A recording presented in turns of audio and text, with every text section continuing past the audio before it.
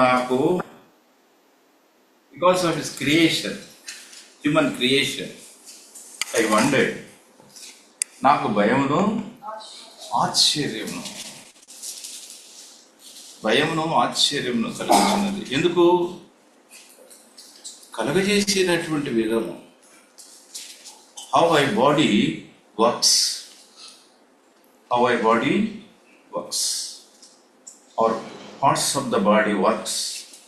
మన దేహంలోని అవయవాలు ఎలా పనిచేస్తాయి, అసలు ఈ సృష్టి మర్మం ఏంటి అని ఆ కీర్తనకారుడు ఆలోచించినప్పుడు తనకు భయం కలిగిందంట. మరి భయపడుతున్నాను నేను? నీకు చక్కటి అవయవాలు ఇచ్చాడు, చక్కటి దేహం ఇచ్చాడు, చక్కటి కాళ్ళు ఇచ్చాడు, చక్కటి చేతులు ఇచ్చాడు, చక్కటి కలర్ ఇచ్చాడు. కలర్ అంటే నాట్ రెడ్ అండ్ బ్లాక్, గుణం. Colour in the sense character. సృష్టిని చేసి నీకు ఇచ్చాడు దేవుడు. ఈ సృష్టిలో నన్ను కూడా ఉంచుకొని భయం కలుగుతుందంట. మరి ఎప్పుడు చూశాడో ఆ మనిషిలోని అవయవాలను ఎప్పుడు చూశాడో. కాబట్టి ఈ దేహం కనపడకుండా చక్కటి అందమైన చర్మంతో దేవుడు కప్పాడు. That's why he was so wondered the way God created man. ఎంత ఆశ్చర్యం కలుగుతుంది. గొప్పవారు ఎప్పటికీ గొప్ప సంగతులను ఆలోచిస్తూ ఉంటారు. మనమైతే ఏం తిందుము, ఏం త్రాగదము, ఏం కట్టుకుందాము, అవసరమైతే పక్క వాళ్ళ ఇల్లు కూడా ఎంక్రోచ్ చేసుకుందాము, దానికి ప్లాన్ వేస్తూ ఉంటాము. ఎంఆర్ ఆఫీస్కి వెళ్తే మనం ఎప్పుడన్నా డిపార్ట్మెంట్స్కు చాలా అర్జీలు వచ్చింటాయి. సార్ నాది 2 సెంట్లు ఎవడు ఆక్రమించుకున్నాడు సార్, కనపడటం లేదు సార్, సర్వేలో కనపడటం లేదు సార్, నా పక్కవాడు నాకు 2 ఇంచుల లోపలికి వచ్చాడు సార్, అర్థం కావట్లేదు సార్. ఇది మానవుని యొక్క స్వభావం. దేవుడు కలగజేసినాడు నేను పక్కవారిని ఆక్రమించుకోవటానికి కాదు, నీకున్న దాంట్లో సంతోషపడము. నీకైతే ఏది ఇచ్చాడో దేవుడు అందులో సంతోషపడు.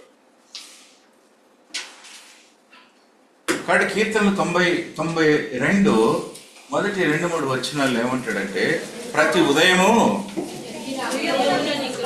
నీ కృపను, ప్రతి రాత్రి కృపలను ధ్యానించు. ఈ ఉదయకాలము ప్రతి ఉదయం నువ్వు వచ్చావు దేవుని ఇంటికి, ఆయన కృపలను తలపోసుకో.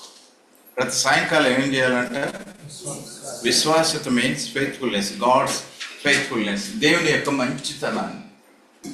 గాడ్ ఇస్ గుడ్, దేవుని యొక్క మంచితనాన్ని జ్ఞాపకం చేసుకో. రాత్రి అంతా నీకు సుఖమైన నిద్ర ఇచ్చాడు, విశ్రాంతినిచ్చాడు, సజీవునిగా లేపి దేవుని ఇంటికి నడిపించాడు. దేవుని స్తోత్రం. నేను చాలదా? నీకు నెల వస్తే ఒకటి అకౌంట్లో చాలదా? సరిపోదా? God is good. దేవుని ఇంటికి నడిపించాడు ఆదివారం. God is good. దేవుని స్తుతించడానికి నోరిచ్చాడు. God is good. పాడటానికి నీకు చక్కటి స్వరం ఇచ్చాడు. God is good. ఆయన మంచితనాన్ని బట్టి, because of his faithfulness you are here, I'm here, you're all here together. Not because of my greatness. అది జ్ఞాపకం చేసుకుంటే నువ్వు నిజంగా దేవుని మంచితనాన్ని, విశ్వాసతను జ్ఞాపకం చేసుకుంటావు. అయితే ఇక్కడ 2 మాటలు మీ సమయానికి నేను ముగిస్తాను. ఇక్కడ ఏంటంటే మనము రెండవ భాగంలో 17వ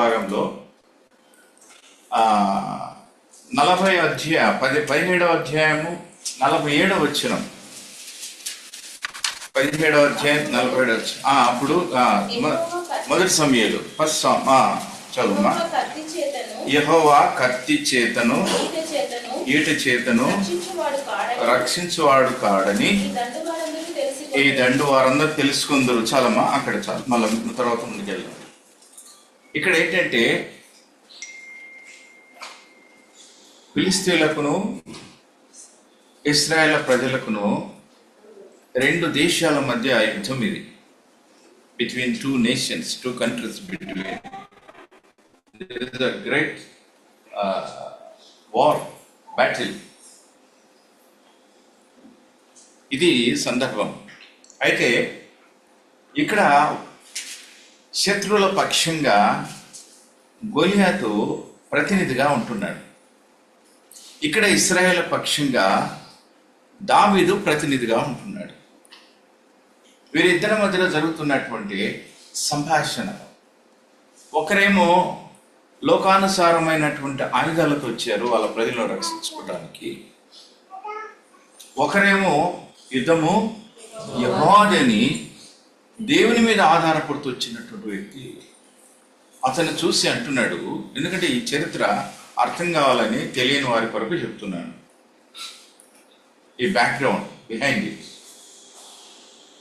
కత్తి చేతను ఈట చేతను నా దేవుడు రక్షించువాడు కాదు. నువ్వు బల్లెం తెస్తున్నావు, ఈటలు తెస్తున్నావు, యుద్ధ వస్త్రాలతో నువ్వు వచ్చినావు, కానీ నేను దేవుని పేరు మీద పేరట నీ ఎదురుకు వస్తున్నా. ఆయన కత్తి చేతనో ఈట చేతనో రక్షించువాడు కాదు అని స్పష్టంగా చెప్తుంది. ఇది ఏంటి అంటే ఇది ఒక ప్రవచనం లాంటిది, a practical word by David. ఈ దావీదు ద్వారా ఒక ప్రవచన వాక్యాన్ని ఇక్కడ తెలియజేయబడుతుంది. ఇది ప్రవచనం లాంటిది. అనగా 1000 సంవత్సరాల తర్వాత జరగబోయే ఒక రక్షణ కార్యాన్ని మానవుల కొరకై దేవుడు దావీదు ద్వారా తెలియజేస్తున్నాడు. కత్తి చేత ఇటు చేతిన రక్షణ కలగదు. మరి రక్షణ దేని వల్ల కలుగును? అసలు రక్షణ ఎవరి వల్ల కలుగును? రక్షణ ఎందుకు మానవునికి? సాల్వేషన్.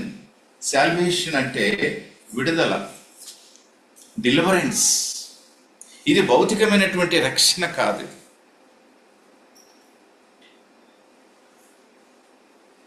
ఇశ్రాయేల్ ప్రజలను 430 సంవత్సరాలు కఠినమైనటువంటి దాసత్వంలో ఉన్నటువంటి ఐగుప్తులో ఇశ్రాయేల్ ప్రజలను విడిపించడానికి దేవుడు మోషేను నాయకుడిగా, రక్షకుడిగా ఎన్నుకున్నాడు. ఒకటి విడిపించాడు. అయితే ఇక్కడ ఇశ్రాయేల్ ప్రజలను,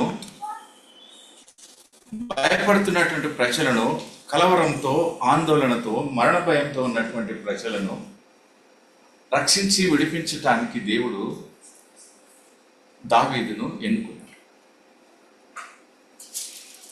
అయితే దావీదు ఏమంటున్నాడంటే ఇది భౌతికమైనటువంటి రక్షణ, విడుదల కాదు, ఇది ఆత్మ సంబంధమైనటువంటి విడుదల.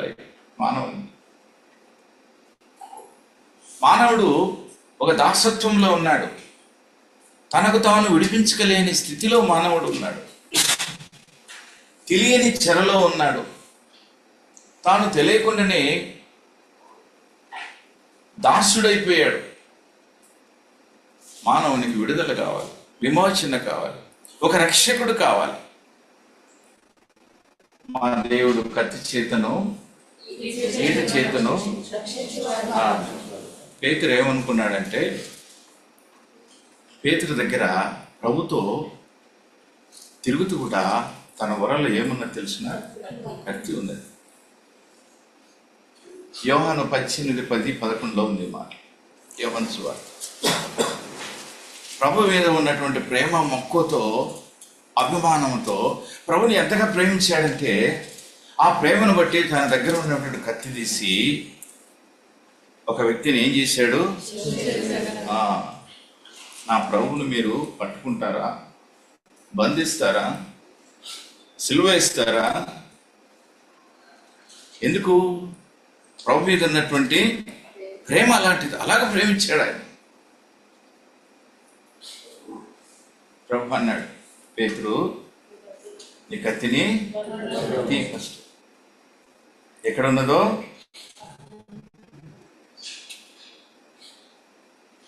దీనివల్ల నేను రక్షణ రాదు.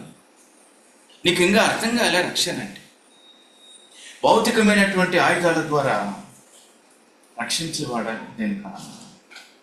నేను సిలువ ఇవ్వటానికి వచ్చి తండ్రి పాత్ర ఇచ్చాడు. ఆ పాత్రలో నేను తాగాలి, అనగా సిలువ కార్యాన్ని నేను జరిగించాలి, సిలువ మరణం పొందాలి, శ్రమలు పొందాలి, నేను మరణించాలి, రక్తాన్ని కార్చాలి, పాత పెట్టబడాలి. తిరిగి నేను మృత్యుంజయుడై లేవాలి. నీకు దేవుని సంగతులు అర్థం కాలే. మత్తయి సువార్త 16:24 అంటాడు, నీకు దేవుని సంగతులు అర్థం కావో పేతురు, వెనక్కు వెళ్ళు అంటాడు. సాతాను వెనక్కు వెళ్ళు అంటాడు. కత్తి చేతును ఏటి చేతును రక్షణ, కత్తి చేతును. చాలాసార్లు మన విశ్వాసం కానీ ఇంకా మన చేతులు ఏముంటాయి, అప్పుడప్పుడు కత్తులు లేకపోయినా కత్తి లాంటి మాటలు ఉంటాయి. కత్తి లాంటి ఇంకా జీవితంలో వాళ్ళతో మాట్లాడకూడదు అనిపిస్తుంది. అందుకే మోసేకు దేవుడు ఏం చెప్పాడంటే, మోసే మందసం చేయాలి. ఏం చేయాలి? మందసం చేయాలి. నువ్వు అరణ్యానికి వెళ్ళి తుమ్మకర్రలు తీసుకురా అన్నాడు. ఏ కర్రలను? తుమ్మకర్రలను తీసుకురా. తుమ్మకర్రలు ఏముంటాయి? అది చూపించాడు. ఇది నీ స్వభావం అన్నాడు. నాకు ఆ తుమ్మకర్రే కావాలి. అయ్యా దేవదారి కర్రలు ఉన్నాయి, మంచి మంచి కర్రలు ఉన్నాయి కదా. నో, నాకు ఆ తుమ్మకర్రే. ఆ తుమ్మకర్ర తిండే మందసం చేయాలి.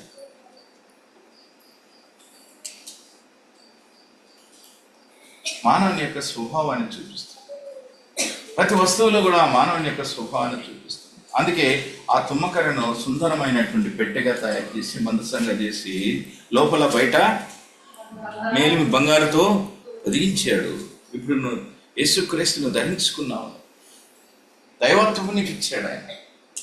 ఆయన సుగుణాలతో, ఆయన గుణగణాలతో నిన్ను అలంకరించాలని అనుకుంటున్నాడు. అందుకు తుమ్మకర్రను చూపించాడు. అడవిలో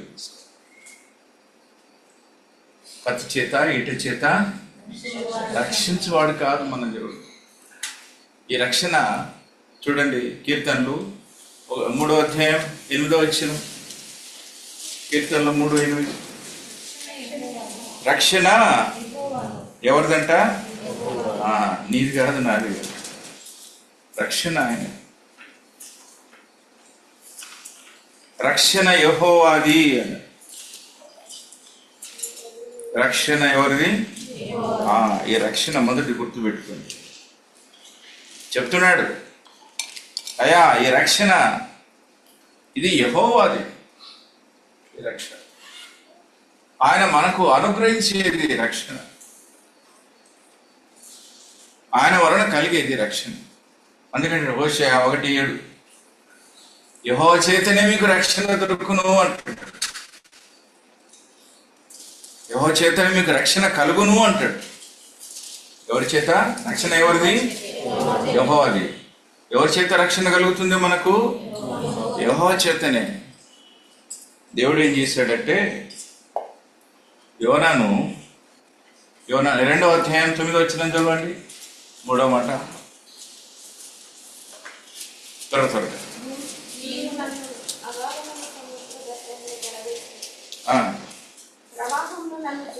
ప్రవాహములు నన్ను చుట్టుకొని ఉన్నవి, నన్ను కప్పి ఉన్నవి. నీ సన్నిధిలో నుండి నేను వెలివేయబడినను నీ పరిశుద్ధాలయం తట్టు మరలా చూచేదని అనుకుంటుని. ప్రాణాంతకం వచ్చినంతగా 9వ వచనమ్మా,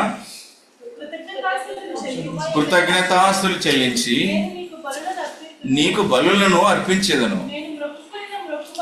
నేను మొక్కుకొనిన మొక్కుబడులను చెల్లింపక మానను.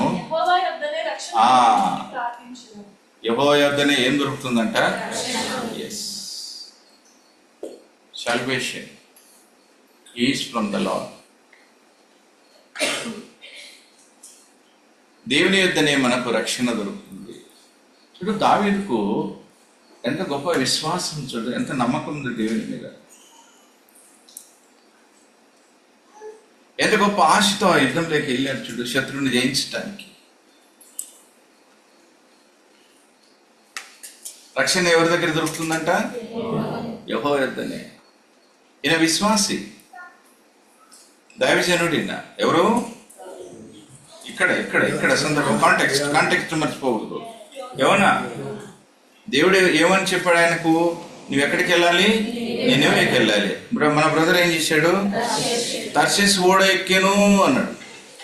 ఏ ఓడ ఎక్కాడు? తర్షీసుకు పోయి ఓడ ఎక్కాను అని రాయబడింది. 1 అధ్యాయము 3-4 వచనాలు. తర్షీసు ఓడ ఎక్కాను. నినవే ఓడకు బదులు ఏ ఓడ ఎక్కాడు? తర్షీసు ఓడ ఎక్కి వ్యాపారం చేయాలనుకున్నాడు. ఇప్పుడు సముద్ర గర్భంలో వ్యాపారం చేస్తున్నాడు. ఏ వ్యాపారము? ప్రార్థన అనే వ్యాపారం. ఇప్పుడు రక్షణ కావాలయన. ఎవరిస్తారు? ఏం గట్ల ఇస్తారు? ఏ షాప్లో దొరుకుతుంది రక్షణ? ఒకటి అనుకున్నాడు, ఒకటి తలించాడు, ఒకటి జరుగుతుంది. ఇప్పుడు ఆయన చేప గర్భంలో ఉన్నట్టు కూడా ఆయనకు అర్థం కాలేదు. ఆయన ఎక్కడున్నాడు ఆయనకు అర్థం కాలేదు.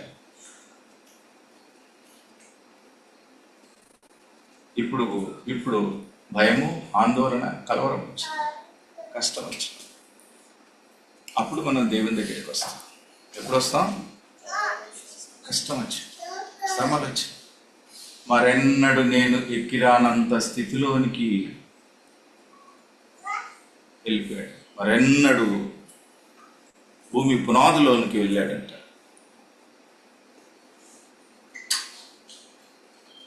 భూమి గడియలు వేయబడ్డాయంట. అంత భయంకరమైన స్థితిలోనికి వెళ్ళాడు. కారణం ఏంటి అంటే కేవలం తన అవిధేయత. దేవుని మాట వినకపోవటం. ఎందుకు గొప్ప తుఫాన్ వచ్చింది మన జీవితంలో? కొన్నిసార్లు ఎందుకు శ్రమలు, కష్టాలు, తుఫాన్లు వస్తుంటాయంటే ఎక్కడో అవిధేయత చూపిస్తున్నాం. కొంచెం అంత గొప్ప వ్యక్తి దేవునికి అవిధేయుడైనప్పుడు మనం ఎంతటి వారం? మనం కనపడం, తను కనపడతాం. రక్షణ ఎక్కడ దొరుకుతుందంట? యెహోవా. యెషయా గ్రంథం 12వ అధ్యాయం 2వ వచనం.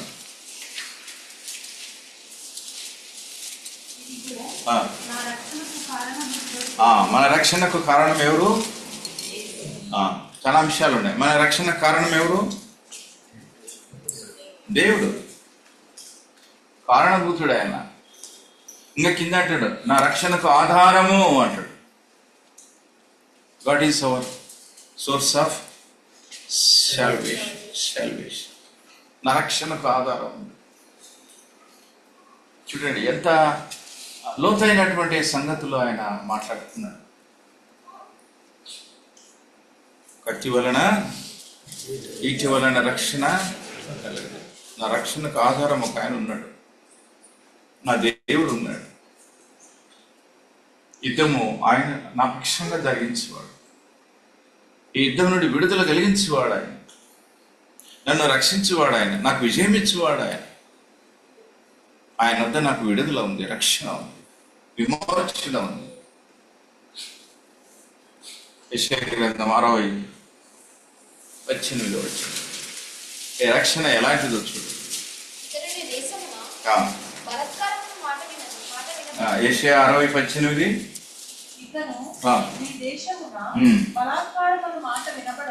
వినపడదు.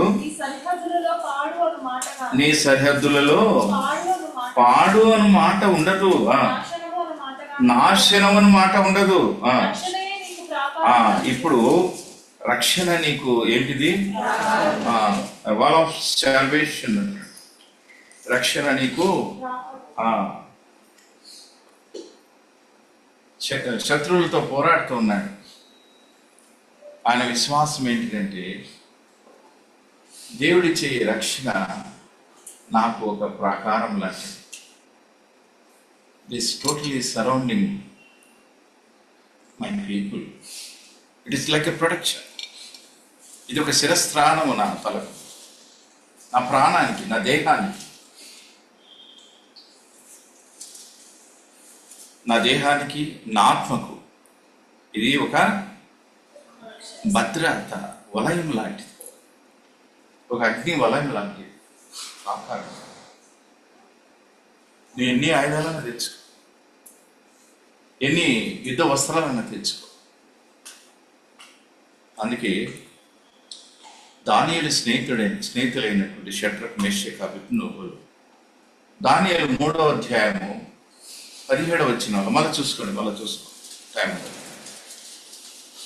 మా దేవుడు ఈ అగ్నిగుండం నుండి రక్షించుటకు is able to save from the fire. మా దేవుడు ఈ అగ్ని నుండి రక్షించుటకు సమర్థుడు. ఇది దావీదుకున్నటువంటి విశ్వాసం. నన్ను, మా దేశాన్ని, నా ప్రజలను నన్ను రక్షించడానికి నా దేవుడు ఈజ్ ఏబుల్ అన్నాడు. Is able. ఎందుకు మనం చెప్పగలం ఉదయకాలంలో నన్ను రక్షించుటకు నీవు. అంతేకాదు, ఫిబ్రవరికి రాసిన పత్రిక 7వ అధ్యాయం 25వ వచనం గబగబా. అమ్మా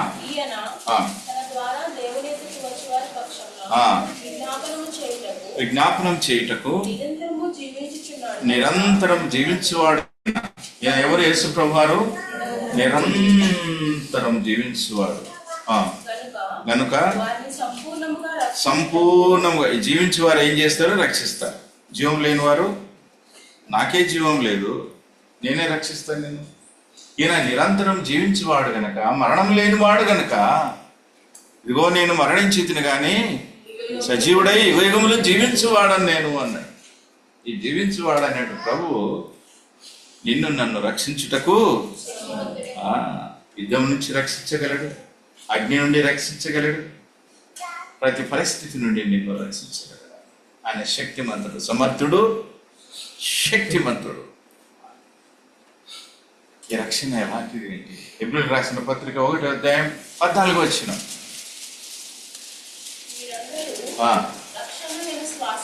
ఈ రక్షణ ఎలాంటిది? It is our inheritance. స్వాస్థ్యం. ఇది స్వాస్థ్యం నీకు. ఈ రక్షణ నీకు స్వాస్థ్యము.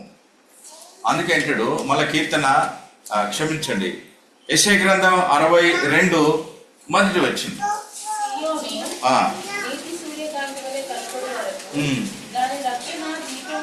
రక్షణ అనేది మనకు ఒక వెలుగు లాంటి. It is like a light delivered from the darkness. నీకు వెలుగు లాంటిది. చీకట్లో వెళ్ళినప్పుడు నీకు వెలుగు లాంటిది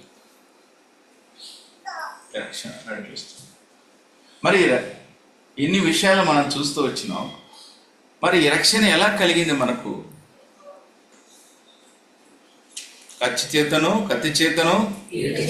రక్షణ మనకు కలగదు అన్నాడు. మళ్ళీ ఎలా కలుగుతుంది? ఎఫెసీయులకు రాసిన పత్రిక 2వ అధ్యాయం రెఫరెన్స్ చూపించి ముగిస్తాను. 2వ అధ్యాయం 4వ వచనం. ఆయనను దేవుడు కరుణా సంపన్నుడై ఉండి మన అపరాధముల చేత చచ్చిన వారమైనప్పుడు సైతము మన ఎడల చూపిన ఎలాగూ ఆయన మనం రక్షించాడు. God's great love on the cross through his son. అయ్యా, కత్తి చేత, ఏటి చేతను రక్షణ కేవలం నీ యొక్క మహా ప్రేమ. ఆ పక్కన మళ్ళీ ఏం చదవండి. తర్వాత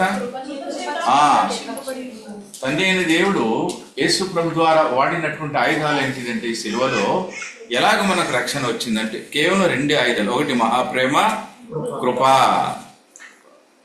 because of his grace we all saved. Because of his love, great love, we all saved.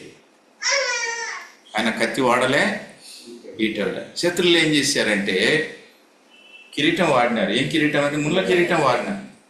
సిలువలో ఆయన మీద వాడినటువంటి ఆయుధాలు ఏంటిదంటే ముళ్ళ కిరీటం, కొరడాలు, శీలలు, బల్లెము, ఇంకా కత్తులు, గుదియలు అని రాయబడింది. యోహాను సువార్త 19:34లో ఈటీ అని రాయబడింది. చివరి ఆయుధం ఏంటిదంటే యోహాను సువార్త 19:34లో ఆ శిలువ మీద ఉన్నటువంటి చదువుమా, సైనికులలో ఒకడు ఈటతో ఆయన ప్రక్కన పొడిచెను. అంత మన కొరకు ఇచ్చాడు. ఇప్పుడు ఆయనలో ఏమి లేదు, రక్తం లేదు, నీళ్ళు లేదు. ఇది చివరి ఎవరి కొరకు తెలుసా? నీ కొరకే. మళ్ళీ చెప్తాను, ఈ చివరి బల్యం నీ కొరకు. అందుకే అన్నాడు తోమా దగ్గరికి, ఓ తోమా, నీ వ్రేళ్లతో నా చేతులు చూడు, నా ప్రక్కన విశ్వాస కొరకే చివరి పల్లె. అయ్యా నన్ను ఇలాగున రక్షించుకున్నాను. ఇంకా యోహాను సువార్త 1 యోహాను 4:10 ఏ తండ్రి అయిన దేవుడు తన కుమారుని ఈ లోకానికి పంపి మన కొరకు ప్రాయచిత్తంగా ఉండుటకు ఆయనను అప్పగించెను అని, ఇందులో ప్రేమ ఉన్నది అని తన ప్రాణం పెట్టి మనం దర్శించాం. ఈ కొద్ది మాటలతో మనము ప్రభును ఆరాధించుకున్నాం.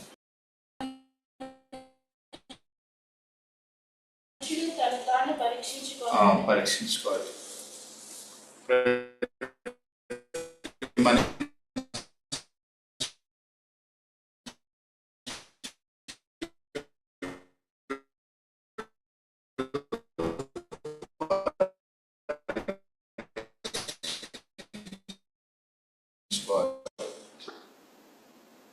బలలో పాలు పొందుకుంటూ మొట్టమొదట 3వ వచనం, హృదయం పరీక్షించు వస్తాయి దేవాన్ని. ఇది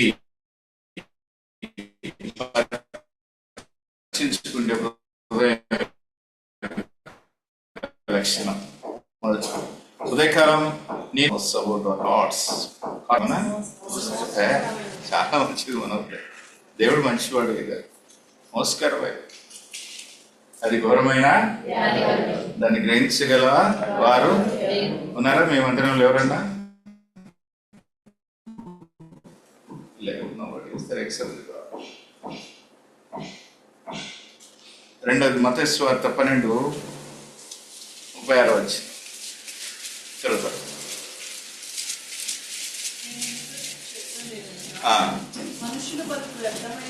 మనుషులు పలుకు ప్రతి వ్యర్థమైన ప్రతి మాటలు మాటను గురించి చదువుమా. మీ మాటను బట్టి నీతిమంతుడు అని తీర్పునందు, నీ మాటలను బట్టి. ఇక్కడ అపరాధి నీతిమంతుడు, అపరాధులము నీతిమంతుడు. దేన్ని బట్టి? Because of our just words from our mouth. మనం మాట్లాడే మాటలను బట్టి. అంటే ఇక్కడ దేన్ని పరీక్ష చేసుకోవాలి ఇప్పుడు మనం? అక్కడ హృదయం, ఇక్కడ మాటలు పరీక్షించుకోవాలి. 3వ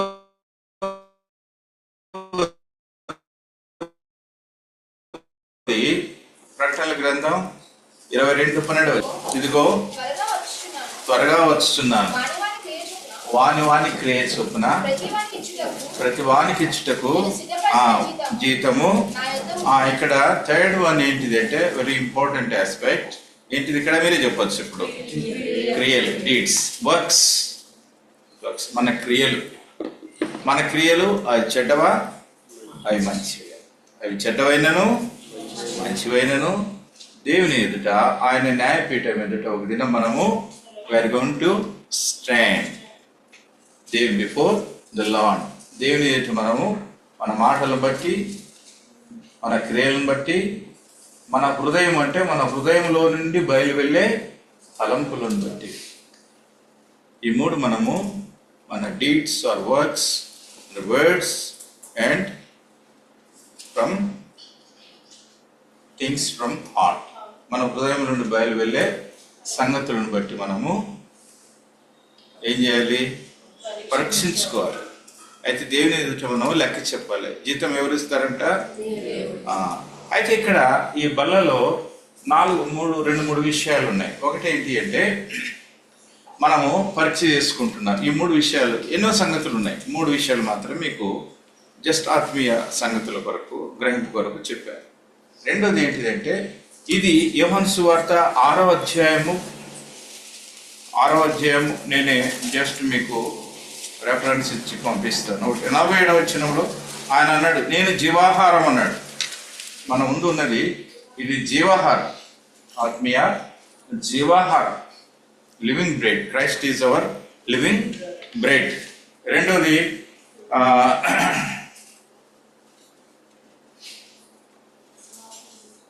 51వ వచనంలో పరలోకం నుండి దిగి వచ్చిన జీవాహారం, heavenly bread. Christ is our heavenly bread, living bread, heavenly bread.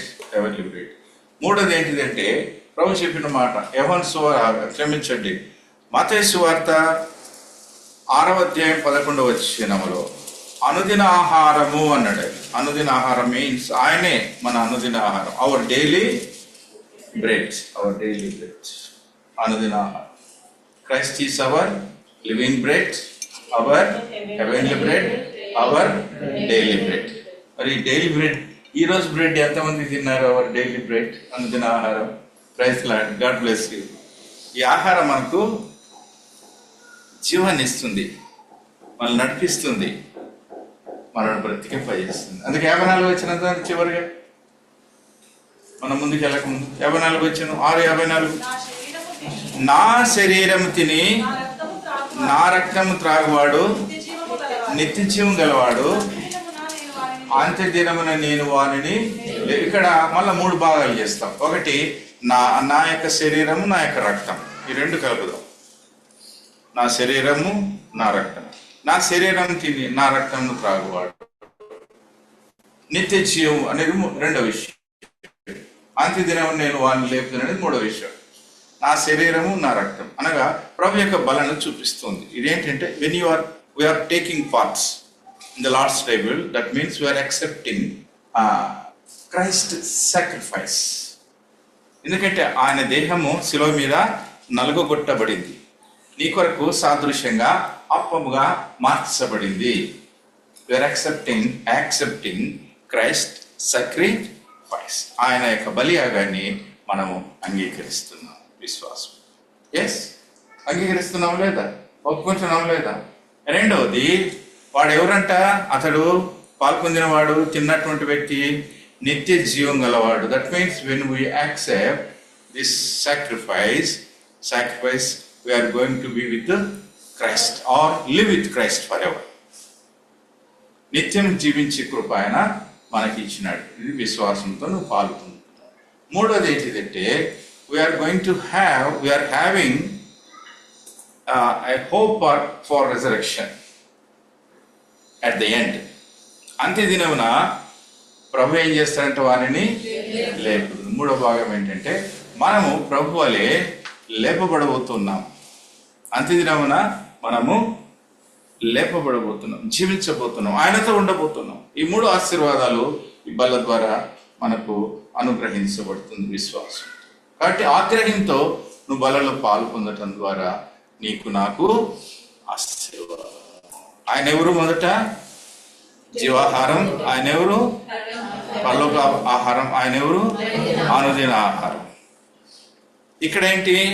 ఈ ఆహారమును భుజించటం వలన, ఈ పానీయంను త్రాగటం వలన నిత్య జీవము, అంత్య దినమున మనము లేపబడబోతున్నాం. ఆ విశ్వాసంతో మనము బలలో పాల్గొంది. ఈ గ్రహింపు ఉండాలి, ఈ కాన్సెప్ట్ మనకు ఉండాలి, ఈ పునాదులు మనకు ఉండాలి.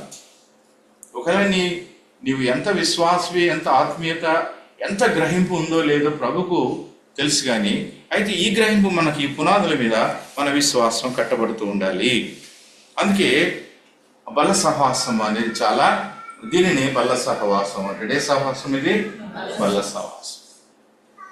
బల్ల సహవాసం, wear all people together, join together, take part in the Lord's table. That is called fellowship. ఇది దేవుని ప్రేమ పంచుకునేది. Sharing of God's love, caring and sharing, ఇది గాడ్స్ లవ్. ఈ యొక్క బల దేవుని ప్రేమను నీకు చూపిస్తుంది. ఇక్కడికి నువ్వు వచ్చావు, ప్రేమను పంచుకునే స్థలం దగ్గరికి నువ్వు వచ్చావు, ఆయన కృపను తెలుసుకునే స్థలం దగ్గరికి నువ్వు వచ్చావు. బల సహవాసం నీకు చూపిస్తుంది. ఎందుకంటే ఆయన శరీరం సిలువలో నలుగొట్ట. ఆ కాన్సెప్ట్, ఆ పునాది. ఇప్పుడు రండి, మొదటి సమయాలు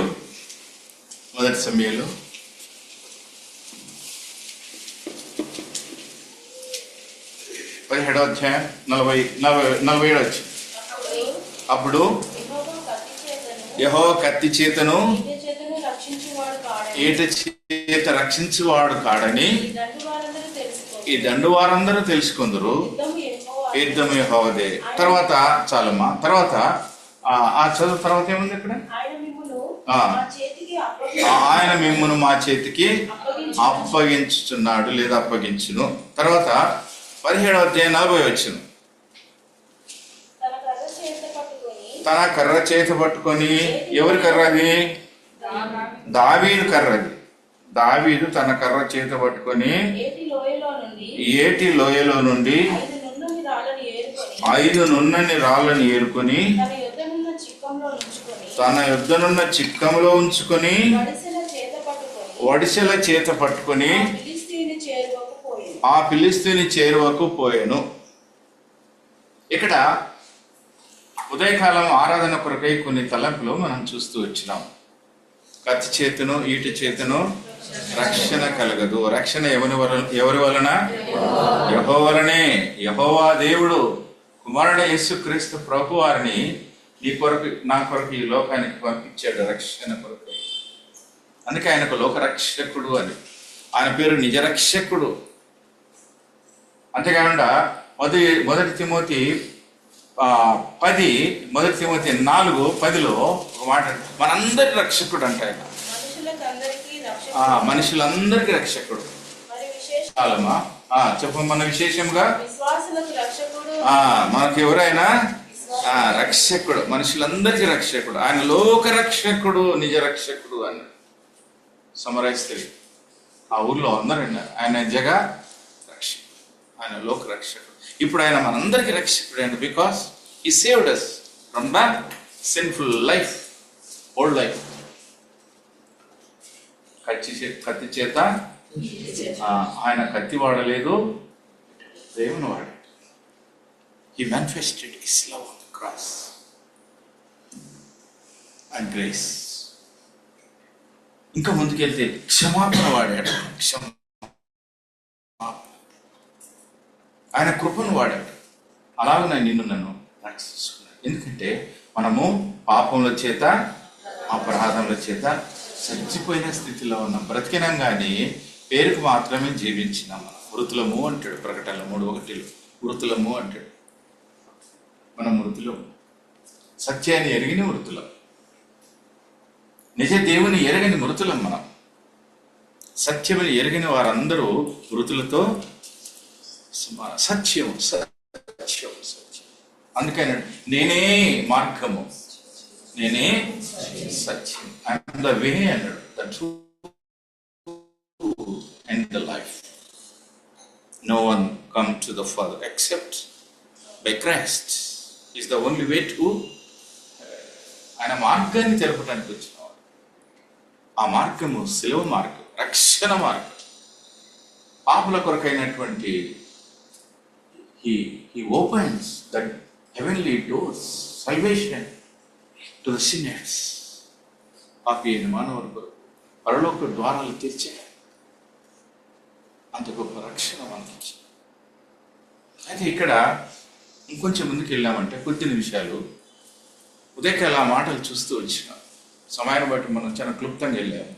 అయితే ఇప్పుడు 17-40 వచనంలో ఒక కొన్ని విషయాలు అక్కడ ఉన్నాయి, సంగతులు. ఏంటి అంటే కర్ర చేత పట్టుకొని ఏటి లోయలోని 5 నున్నని రాళ్ళను తీసుకొని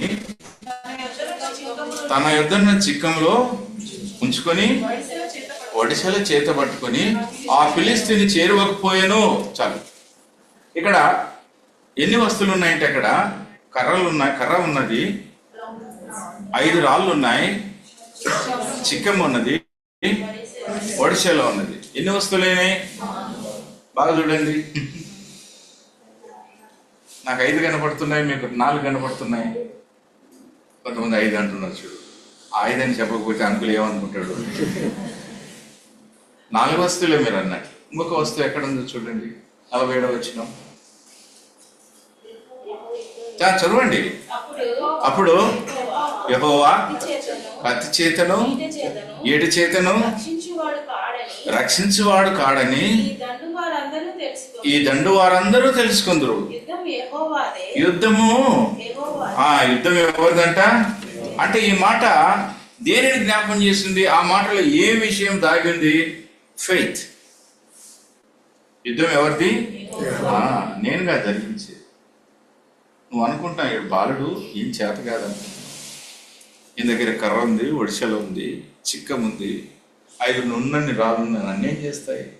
నా దగ్గర ఉన్నటువంటి యుద్ధోపకరణాలు బలమైనటువంటిది. నా బలమైనటువంటి యుద్ధోపకరణంలో ఉంది, నీ యొక్క యుద్ధోపకరణలు చాలా స్వల్పమైనవి, చిన్న సాధనలు. You can't do anything. నా పక్షంగా యుద్ధం జరిగించేవాడు యుద్ధం యెహోవాది. ఇది ఫిలిస్తీన్లకు ఇశ్రాయేల్ మధ్యలో జరిగింది. The battle is God's. It is God's battle. It is belongs to him. నాది కాదు ఇది. నేను కనపడుతున్నటువంటి పనిముట్టు. నేను ఒక చిన్న పాత్రను ఆయన ముందు. I'm a small vessel. I'm empty vessel. ఈ ఎంప్టీ వెజల్లో ఈ ఖాళీ పాత్రలు ఎవరున్నారు? యెహోవా ఉన్నాడు. ఆయన పేరు మీద నీ మీదకి వస్తున్నాను. ఆయన యుద్ధం చూసుకుంటాను. నాకు ప్రజలు సముద్రం ముందు వచ్చింది. ఐగుప్తును తప్పించుకొని వచ్చారు ఇశ్రాయేల్ ప్రజలు.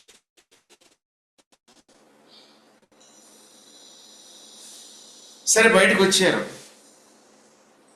ఇంకా వాగ్దాన దేశానికి వెళ్దాము అంటే ముందే సముద్రం ఉంది. 14వ అధ్యాయం 13వ వచనం ఉంది. సముద్రం ఉంది. ఇంకా అక్కడ వచ్చి కూర్చున్నారు పక్కన. ఇంకా మోషన్న మీదకి రాలేసి మొదలు పెట్టారు. మామ ఇక్కడికి ఎందుకు తీసుకొని వచ్చినావు? అక్కడ సమాధులు లేవా? మేము అక్కడే చచ్చిపోతే బాగున్నాయి. ప్రజలు కేకలేసి మొదలు పెట్టినారు.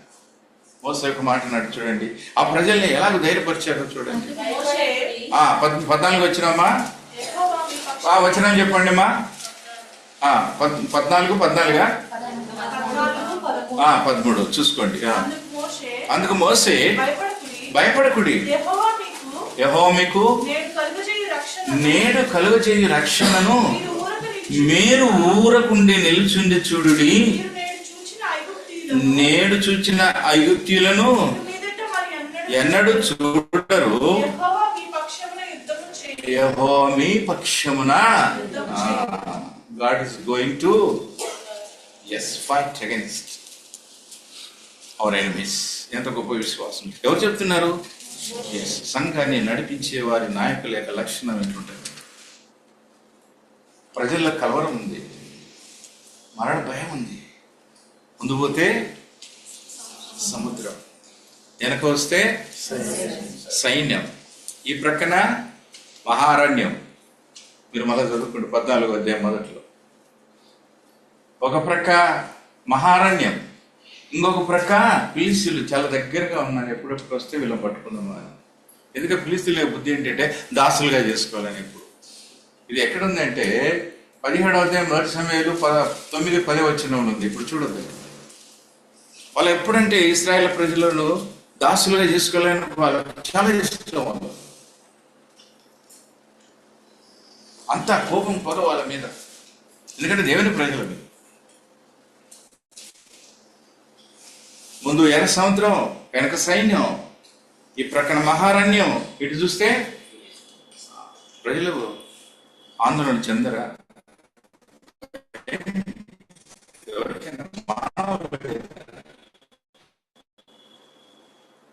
ఏం చేయాలా? కోరుకుండాలి, మౌనంగా ఉండాలి. మౌనంగా ఉండమంటే కేకలు వేయమని కాదు, ప్రార్థన చేయమని. You pray for the struggle for challenges. నువ్వు మౌనం ఉండి ప్రార్థన చేయి. యుద్ధం ఎవరిది? యుద్ధం ఎవరు? ఆయన చూసుకో.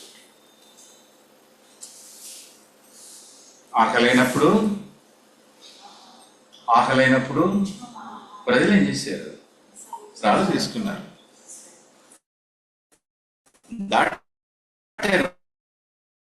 బాగానే ఉంది. సమస్య ఒకటి తీరిపోయింది, మరొక సమస్య వచ్చింది.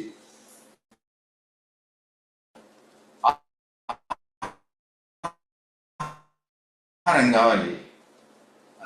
17వ అధ్యాయం నిర్గమకాండం. దేవుని ఎదుట చూసినటువంటి ప్రజలు ఎంత సహనం కోల్పోయారు, ఓర్పు కోల్పోయారు. ప్రజలు ఏం చేయాలి? ఇప్పుడు అక్కడ ఊరుకుండి చూడండి. మౌనం ఉంటే దేవుడు కార్యం చేస్తాడు. అయితే దేవుని ప్రేరణ నడిపించేవారు దైవజనులైనా, సంఘ పెద్దలైనా, ఆత్మీయ తల్లిదండ్రులైన దేవుని వాక్యం ద్వారా వాళ్ళని ఆదరించారు. ఇతడేం చేశాడు? కర్ర తీసుకున్నాడు, 5 రాళ్ళు తీసుకున్నాడు, నున్నటి రాళ్ళు తీసుకున్నాడు, చిక్కము తీసుకున్నాడు, వడిచెలు తీసుకున్నాడు, విశ్వాసం కూడా తీసుకున్నాడు. 47వ వచనంలో యుద్ధము అనగా విశ్వాసాన్ని కూడా జోడించాడు దానికి. ఈ కర్ర దేనికి సాదృశ్యం ఉంటే, మొదటిది విశ్వాసానికి సాదృశ్యం, ఇది ప్రయాణానికి సాదృశ్యం. అందుకే ఇశ్రాయేలు ప్రజలకు నిర్గమకాండ 12వ వచనంలో దేవుడు మోషే ద్వారా ప్రజలందరికీ కర్రలు ఇచ్చారు, పుట్టుకోమని కాదు. దేని కొరకు? ప్రయాణం కొరకు ఇచ్చారు. అది విశ్వాసపు కర్రలు. ఆ విశ్వాసపు కర్రలు ప్రజలు ఏం చేశారంటే మార్గంలో ఏం చేశారు? ఎచ్చేశారు, పోగొట్టుకున్నారు. అవిశ్వాసం చేత వారు విశ్రాంతిలో ప్రవేశించలేకపోయారు. 3వ అధ్యాయం చివరిలో ఉంటాడు హెబ్రీయులు. ఎక్కడ పోయినాయి విశ్వాసం కర్రలు? తెలియదు. ఇది విశ్వాసానికి సాదృశ్యం. రెండవది కాపురి స్వభావానికి సాదృశ్యం. మూడవది నడిపింపుకు సాదృశ్యం, సంరక్షణకు సాదృశ్యం, పోషించుట కొరకు సంరక్షణ. ఎందుకంటే ఈ కర్రకు చివర ఒక ఇనుప కొక్కి ఉంటుంది, ఒక కత్తి. దీంతో ఆ కాపరి ఆ గొర్రెలకు ఆ యొక్క చెట్ల కొమ్మలను కత్తిరించి వాటికి ఆహారం ఇస్తాడు, పోషణ. రెండోది ఏమున్నాయి ఇక్కడ? రెండో ఐటమ్ ఏంటి? అక్కడ 5 నున్నని రాళ్ళు. ఎక్కడే తీసుకున్నాడు? ఏటిలోని. అది మళ్ళీ చూస్తాం ఒక 5 నిమిషాలు తర్వాత. ఏమున్నాయి? చిక్కం ఉన్నది. చిక్కం దేనికి సాదృశ్యం అంటే, ఈ చిక్కం అల్లికతో చేసినటువంటి చిక్కం, లేకుంటే ఒక లెదర్ బ్యాగ్. ఇది షెపర్డ్స్ బ్యాగ్ అంటారు, షెపర్డ్స్ క్యారింగ్ బ్యాగ్. ఆహారాన్ని తీసుకొని వెళ్ళే ఒక సంచి లాంటిది. ఇది దేనిని చూపిస్తుందంటే సంఘాన్ని చూపిస్తుంది. చిక్కము ఒక సంఘాన్ని చూపిస్తుంది. ఈ రాళ్ళు దేంట్లోకి వచ్చినాయంటే చిక్కంలోకి వచ్చినాయి. చూస్తాం అది. ఈ వడిసెల దేవుని మీద ఆధారపడటం చూపిస్తుంది. ఆ వడిసెలలో ఒక రాయి ఉంచుకుని శత్రువుని ఆయన ఏం చేశాడు? హతమార్చాడు. ఇది దేవుని మీద ఆధారపడటం గురిని చూపిస్తుంది, నీ గురిని చూపిస్తుంది. సరే, ఇప్పుడు ఈ 5 రాళ్ళను చూస్తాం. ఈ 5 రాళ్ళు ఎక్కడి నుంచి చేరుకున్నాడు ఆయన? ఏటిలోని రాళ్ళు. ఏటిలోని రాళ్ళు. ఈ 5 రాళ్ళు దేనిని చూపిస్తుందంటే 5 అనేది కృపకు సాదృశ్యం. ఈ 5 రాళ్ళు కృపకు సాదృశ్యం. ఏటిలోనికి వెళ్ళాడు, ఒక్కొక్క రాతిని ఏరుకున్నాడు. దావీదు ఈ సామాన్యమైనటువంటి ఈ యొక్క వస్తువులు తీసుకున్నాడంటే యుద్ధం కొరకైనటువంటి సిద్ధపాటు చాలా జాగ్రత్తగా చూసుకుంటున్నాడు. యుద్ధము యెహోవాది అన్నప్పుడు దేవుని మీద ఆధారపడుతున్నాడు. Is totally depending on God. He relies on God's strength, God's power, God's guidance and God's will. అందుకే అంటాడు 40వ అధ్యాయం కీర్తనలు 8వ వచనంలో, దేవా నీ చిత్తం జరిగించుట నాకు సంతోషము అంటాడు. సంతోషం. నీ చిత్తం జరిగించుట నాకు సంతోషం. దేవుని చిత్తాన్ని జరిగించడానికి సిద్ధపడుతున్నాడు, దేవుని మీద ఆధారపడుతున్నాడు, దేవుని బలం మీద ఆధారపడుతున్నాడు, దేవుని నడిపింపు మీద ఆధారపడుతున్నాడు. అందుకే 18వ అధ్యాయం కీర్తనలో, యెహోవా నా బలమా, నేను నిన్ను ప్రేమించుచున్నాను.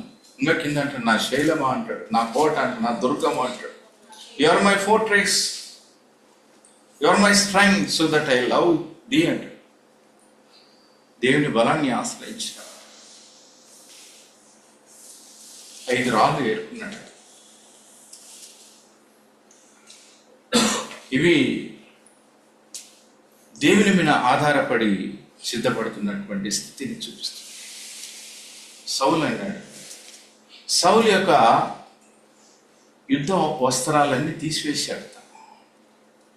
దేవుడిచ్చే సర్వాంగ కవచాన్ని ధరించుకున్నాడు. దేవుడిచ్చే సర్వాంగ కవచాన్ని ధరించుకున్నాడు. శత్రువు వేసే ప్రతి బాణం నుంచి మనం తప్పించుకొని విజయం పొందాలంటే మనం దేవుని మీద ఆధారపడాలి. అందుకే పౌలు అంటాడు, ఎఫెసీయులకు రాసిన పత్రిక 6వ అధ్యాయం 13వ వచనంలో ఇది మాట, దేవుడిచ్చు సర్వాంగ కవచమును ధరించుకొని ఆపద్దినమందు సమస్తమును ధరించుటకు. దేవుడిచ్చు సర్వాంగ కవచమును మీరు ధరించుకొనుడి. 6-7 విషయాలు అక్కడ ఉన్నాయి. ఇది కవచము, సర్వాంగ కవచము, సర్వాంగ కవచం. రెండో మాట ఏమంటాడంటే, రోమీయులకు రాసిన పత్రిక 13వ అధ్యాయం 12వ వచనంలో, రాత్రి చాలా గడిచిపోయాను అంటాడు. రాత్రి చాలా గడిచి పగులు సమీపముగా ఉన్నది కనుక మనం అంధకార క్రియలను విసర్జించి తేజస్ సంబంధమైన యుద్ధోపకరణములు ధరించుకో. దావీదు తేజస్ సంబంధమైనటువంటి యుద్ధోపకరణములు, దేవుడిచ్చు సర్వాంగ కవచాన్ని ధరించుకోవటానికి ఇష్టపడుతున్నాడు. ఏంటి తేజస్ సంబంధమైన యుద్ధోపకరణములు అంటే, to live for Christ with holiness. పరిశుద్ధమైనటువంటి జీవితాన్ని నువ్వు దేవుని కొరకు జీవించాలి. వెలుగు దేనిని చూపిస్తుందంటే, తేజస్సు అంటే వెలుగు లేదా మహిమ. దేవుని కొరకు నీవు పరిశుద్ధమైనటువంటి జీవితాన్ని జీవించాలి. దేవుని కొరకు సాక్షిగా జీవించాలి. నీవు ధరించుకోవాల్సినటువంటి యుద్ధోపకరణం ఏంటి? తేజ సంబంధమైన యుద్ధోపకరణం ధరించుకోవాలి. మన యొక్క ఆయుధాలు లోక సంబంధమైనవి కాదు. మన ఆయుధాలు శరీర సంబంధమైనవి కాదు. 2 కొరింథీయులు 10వ అధ్యాయం 3-4 వచనంలో ఇవి ఆత్మ సంబంధమైనవి. 2 కొరింథీయులు 6:6లో ఇవి కుడి ఎడమల నీతి ఆయుధములు అంటాడు. కుడి ఎడమ నీతి ఆయుధములు, తేజ సంబంధమైన యుద్ధోపకరణములు, దేవుడిచ్చు సర్వాంగ కవచాన్ని నువ్వు ధరించుకో. శత్రువు పైన నీకు విజయం రావాలంటే, శత్రువు నువ్వు ఓడించాలి అంటే, మరి ఈ ఉదయకాలం బలలో పాల్పొందకు ఎలాంటి ఆయుధాలను ధరించుకున్నావు? ఎలాంటి ఆయుధాలతో నీవు విశ్వాస ప్రయాణంలో మనం ప్రయాణిస్తున్నాం? అందుకే కొలస్సీలకు రాసిన పత్రికలో 3వ అధ్యాయం 12వ వచనంలో, జాలి కలిగినటువంటి మనస్సు, సాత్వికము, దయాలత్వము, అమ్మ చదువు, కాగా దేవుని చేత ఏర్పరచబడిన వారును పరిశుద్ధులను తగినట్లు మీరు జాలిగల మనస్సును, దయాలత్వమును, వినయమును, సాత్వికమును, దీర్ఘశాంతమును ధరించి. ఏం ధరించుకోవాలి ఉదయకాలం? మనం ఈ ఉదయకాలం అనుదినం దీర్ఘశాంతం, జాలి, దయాలత్వం, వినయము, సాత్వికము మన జీవితంలో ఉండాలి. దావీదు ధరించుకున్నాడు. ఈ 5 రకమైనటువంటి ఆత్మీయ లక్షణాలను మనకు చూపిస్తుంది. జాలి, వినయం, పరిశుద్ధత అనేక ఆత్మీయ సత్యాలను నేర్పిస్తుంది. అందుకే హృదయానుసారుడిగా మార్చబడ్డాడు. ఏం ధరించుకోవాలి మనం? అందుకే అక్కడికి 14వ వచనం చూడండి, అక్కడే 14వ వచనం దేని ధరించుకోమంటాడు? వీటన్నిటిపైన పరిపూర్ణతకు అనుబంధమైన పరిపూర్ణతకు అనుబంధమైన ప్రేమ. ఉదయకాలం మనం చూసాం, మనల్ని ఎట్లా రక్షించాడైనా మహాప్రేమతో. ప్రేమను ధరించుకో అన్నాడు. ప్రేమను ధరించుకో. అందుకే ఆత్మీయ ఫలాల్లో మొదటిది ఏంటిది? 5వ అధ్యాయం 22వ వచనంలో ప్రేమ, సంతోషము ధరించుకోవాలి. అవే మన ఆయుధాలు.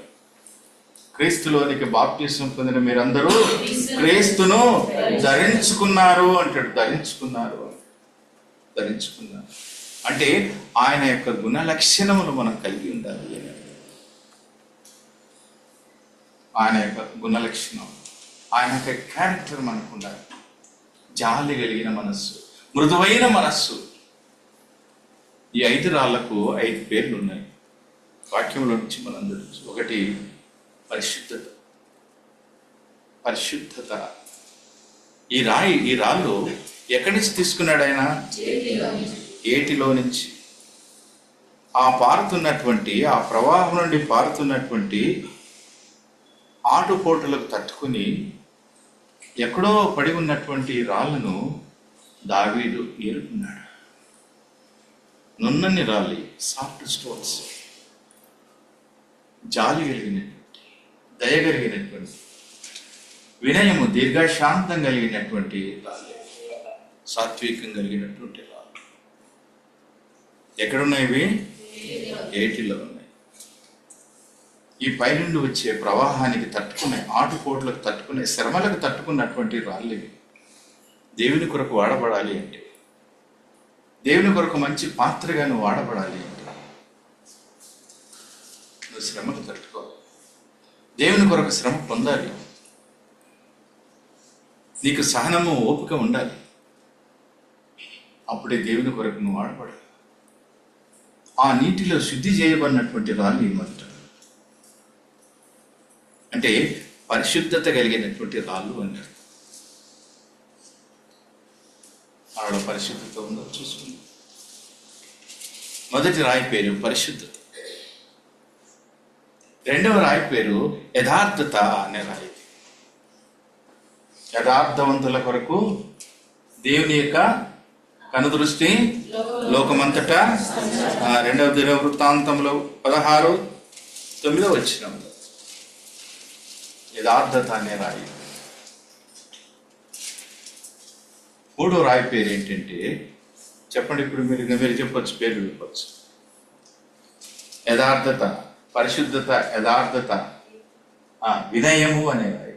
వినయము అనే 1 పేతురు 5:5 వినయము, దీన మనస్సు అను వస్త్రమును మీరు ధరించుకొని. వినయము. 4వది విశ్వాసం కలిగినటువంటి రాయి. విశ్వాసం కలిగినటువంటి రాయి. శత్రువుని జయించాలంటే, శత్రువు ఓడిపోవాలంటే, అందుకే ఆయన ఆ శిలువలో నీ కొరకై నా కొరకై తను తాను పరిపూర్ణంగా తగ్గించుకున్నాడు. రిక్తుడా చేసుకున్నాడు. నీకు విజయం తీసుకొని వచ్చి. కాబట్టి శత్రువును ఓడించాడు, అపవాదిని ఓడించాడు, మరణాన్ని ఓడించాడు, మరణం పైన విజయం సాధించాడు. పరిస్థితులు ఎదురైనప్పుడు నేను ఈ లక్షణాలు కలిగి ఉండాలి. అప్పటికే శత్రువు భయం, అప్పటికే శత్రువు ఓడిపోతాడు. మొదటిది ఏంటిది? పరిశుద్ధత అనే రాయి. 2వది యథార్థత అనే రాయి. 3వది విశ్వాసం, వినయము. 4వది 5వ రాయి మీరు చెప్పండి, ప్రార్థనా జీవితం కలిగిన. కీర్తనకారుడు అంటాడు 40వ అధ్యాయము 7వ వచనములో, 40 కాదు 40, చూడండి రెఫరెన్స్ చూపిస్తాను. 42, నా జీవదాత అయిన ప్రార్థన. చదవండి తీసిన వారు.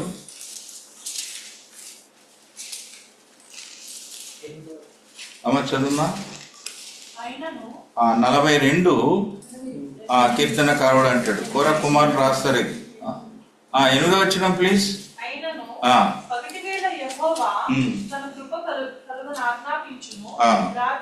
ఆయనను గూర్చిన కీర్తనయు, ఆ, నా జీవదాత అయిన దేవుని గూర్చిన ప్రార్థనయు, నా జీవదాత అయిన దేవుని గూర్చిన ప్రార్థన నాకు తోడుగా ఆ, ప్రార్థన. ఆయన మంచి ప్రార్థన. ఈ 5 రకములైనటువంటి లక్షణాలు మనం కలిగి ఉంటాం శత్రువు ఓడిపోవాలంటే. ఇవి దేవుడిచ్చు సర్వాంగ కవచం లాంటివి, తేజస్ సంబంధమైన యుద్ధోపకరణములు ఇవి. ఆత్మ సంబంధమైనటువంటి ఆయుధాలను ధరించుకొని లోకంలో ప్రయాణించాలి. నిజ జీవితంలో కష్టమే. గొలియాతును బలమైనటువంటి శత్రువును ఎదుర్కోవాలంటే కత్తి నిన్ను రక్షించు, వీటి నిన్ను పరిశుద్ధత. పరిశుద్ధత వల్ల నీకు విజయం. యవనస్తులు ఉన్నారు కాబట్టి ఈ పరిశుద్ధత. యోసేపు అన్య దేశంలో ఒక ప్రధాన మంత్రిగా, అధికారిగా ఆయన హెచ్చించబడ్డాడంటే కారణం ఏంటంటే పాపానికి దూరంగా, బికాస్ ఆఫ్ హోలీనెస్. పాపానికి దూరంగా ఉన్నాడు, పాపానికి దూరంగా ఉన్నాడు. ఆ సాక్ష్యాన్ని బట్టి అక్కడ నిలబడ్డాడు ఆయన. పాపం చేయటానికి అవకాశం ఉన్నా కూడా పాపం జోలికిపోలేదు ఆయన. అది దెర్ వాజ్ ఏ ఛాన్స్. ఈ లోకంలో పాపం చేయటానికి అవకాశాలు ఎన్నో ఉన్నాయి. ఇప్పుడు ఇప్పుడు ఇప్పుడు ప్రపంచంలో ఎన్నో ఆకర్షణీయమైనటువంటి పద్ధతులు యవనస్తులకు ఛాలెంజ్ చేస్తుంది. ఈ గొలియాత్ అనే వ్యక్తి లోకానికి సాదృశ్యం, లోకాశలకు సాదృశ్యం, ఆకర్షణీయమైన పద్ధతులకు సాదృశ్యం. నువ్వు ఎదుర్కోలేని ఛాలెంజెస్కు సాదృశ్యం నీకు అనుదినం. మనం ఎదుర్కొనే పరిస్థితులకు, ఎదిరింపులకు సాదృశ్యమైన. How can you face these challenges in this world as a youth? You must have holiness. You must practise holiness, prayer life, faith, humbleness and uprightness. ఈ 5 మనం when you practice, God will bless you in the strange place like Joseph. నువ్వు ఎక్కడికైనా వెళ్ళు. when you practice these weapons, this armor of God, armor of light, armor of righteousness, నీతి ఆయుధములు కుడి ఎడమల నీకు తోడుగా ఉంటాయి. ఎక్కడున్నా, ఏ ప్లేస్లో ఉన్నా, ఎలాంటి ఎదురింపులు నీకు ఎదురైనా కూడా అందుకే అనుదినము నీకు అత్యధిక విజయం ఇచ్చువాడు దేవుడు. రోమా 8:37 చూడవచ్చు. ఆయన మనకు అన్ని విషయంలో విజయం ఇచ్చువాడు, అత్యధిక విజయం ఇచ్చువాడు. when you practice, when you all this put into practice. ఎన్ని రాళ్ళవి? ఏమేమి రాయిది అయిపోయింది. మొదటి రాయి పేరేంటి? పరిశుద్ధత అనే. రెండవది యథార్థత అనే రాయి. మూడవది వినయం అనే రాయి. 4వది, 5వది ప్రార్థన జీవితం కలిగిన మనం ప్రాక్టీస్. ఈ రాళ్ళు ఎక్కడికి వచ్చినాయి? ముగింపులు. ఈ రాళ్ళు ఎక్కడికి వచ్చినాయి? చిక్కంలోనికి వచ్చినాయి. చిక్కం అంటే మనం ఏమనుకున్నాం? సంఘంలోనికి. ఈ రాళ్ళు ఎక్కడ ఉండాలి? నీవు చిక్కములోనికి వస్తే గాని శత్రువును జయించు. గురి కలిగినటువంటి రాళ్ళు. ఈ రాళ్ళకి ఏముంది? గురి ఉంది. సంఘం ద్వారానే నీకు విజయం. ఎప్పుడైతే నువ్వు సంఘంలోనికి వస్తావో శత్రువు భయం. ఎన్ని రాళ్ళు తీసుకున్నాడు ఆయన? నమ్మకమైన రాయి ఒకటి చాలు. నమ్మకమైన రాయి, పరిశుద్ధత కలిగిన రాయి, వినయం కలిగిన రాయి, విశ్వాసం కలిగిన రాయి, ప్రార్థనా జీవితం కలిగిన రాయి శత్రువును ఓడించి. మిగతా ఎన్ని రాళ్ళు ఉన్నాయి? ఎన్ని రాళ్ళు మిగిలినాక మీరు ధ్యానించండి. వాళ్ళలో పాల్గొని మోకాళ్ళ మీద వస్తుంది. మోకాళ్ళ మీద